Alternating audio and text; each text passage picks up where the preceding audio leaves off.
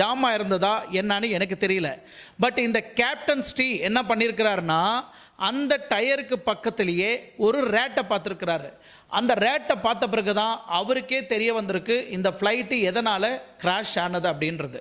So இந்த ரேட்டுன்னா நீங்கள் வந்து இந்த எலின்னு நினைக்காதீங்க தயவு செய்து. ரேட்டுன்றது வந்து ஆர்ஏடி அப்படிங்களா, சரிங்களா? RAT rate. இதோட ஃபுல் அர்த்தம் என்ன நீங்கள் பார்த்தீங்கன்னா ராம் ஏர் டர்போ. இதுதான் இந்த ரேட்டோட ஃபுல் விளக்கம். இந்த டயருக்கு பக்கத்திலேயே அதுவும் ஒரு சின்ன ஃபேன் மாதிரி இருக்கும், ரொம்ப குட்டியாக இருக்கும். கேங்குரு பார்த்தீங்கன்னா இந்த கேங்குரு வயிற்றுக்குள்ளேருந்து ஒரு தலை எட்டி பார்க்கலையா குழந்தை, அந்த மாதிரி இந்த ஃப்ளைட்டில் வந்து அது எட்டி பார்க்கும்.